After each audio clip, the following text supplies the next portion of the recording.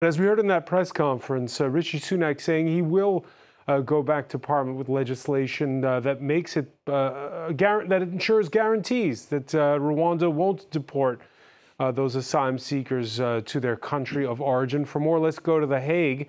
And Barrister Iain Edwards, thank you for joining us here on France 24. Thank you.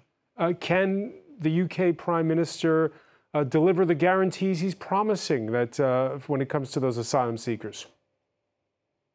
Well, the problem is that the Prime Minister, he's facing a very robust judgment from the Supreme Court that was handed down this morning, a unanimous judgment from the Supreme Court that throughout his Rwandan policy in very robust terms.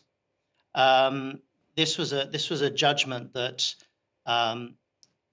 rejected the government's contentions that it would be lawful to return, or rather to send certain asylum seekers in the UK to Rwanda for their asylum claims to be treated there in Rwanda, and if they were successful in their asylum claim in Rwanda, they would be permitted to stay in Rwanda.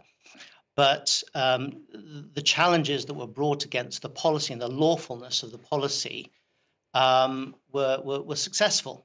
It's very difficult to see how the government is going to go behind it. I mean, I didn't hear the entirety of Rishi Sunak's press conference a few moments ago, but I did catch a couple of sentences where he said that the rule of law is fundamental in the UK, and that the government takes great pride in respecting the rule of law.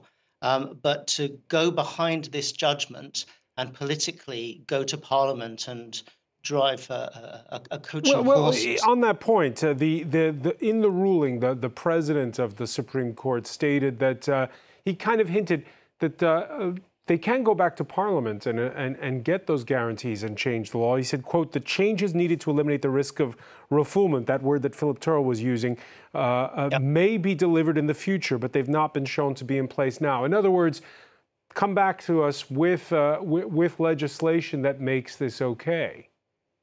Well, he's going to have to come back at some point in the future and prove that Rwanda is indeed a safe place to send asylum seekers. And in a very detailed judgment from the Supreme Court, the judges explained how Rwanda simply isn't a safe country, that there's a great deal that would have to be done internally in Rwanda in order for the guarantees that are required, in order that those guarantees would be present. I mean, for example, one of the things that really jumped out at me related to the serious defects that exist within the Rwandan's own domestic asylum processes, such as a lack of adequate or any legal representation for asylum seekers within the Rwandan process, a lack of independence of the judiciary. Now, the lack of independence of the Rwandan judiciary it has been a feature of the Rwandan system as recognized in UK courts going back many, many years now. But that's not the picture that Rishi Sunak painted in front of the journalists. He seemed to imply that Rwanda was a model for other countries in the region.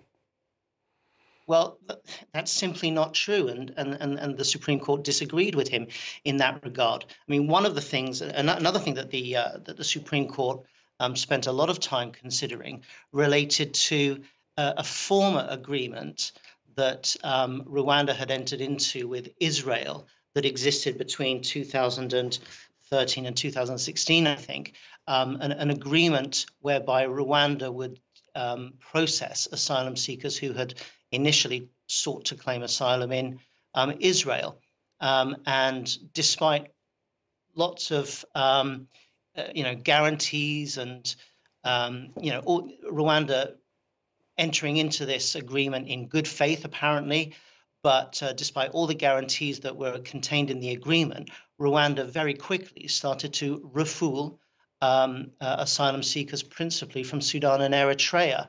And there was a great deal of evidence that was placed before the judges that Rwanda had sent over 100 asylum seekers, originally from Israel, sent to Rwanda, and Rwanda was then sending them on to Uganda very quietly, some of whom Uganda then tried to send back to either Eritrea or Sudan. So Rwanda has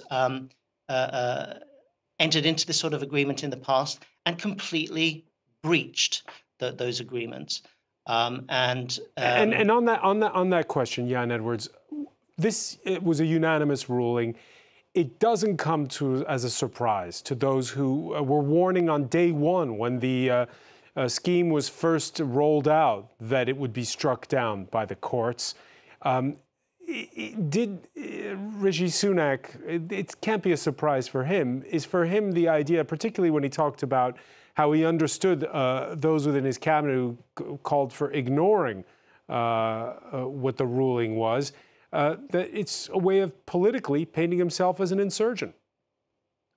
Well, it's as your earlier speaker said, this is Rishi Sunak, it seems to me, and I'm not a politician, but this is Rishi Sunak, it seems to me, trying to navigate a middle way between the extreme right of his party and the more moderate wing of his party. This is the Conservative Party is permanently in a state of internal war, and he's in a difficult situation. He's got to appease the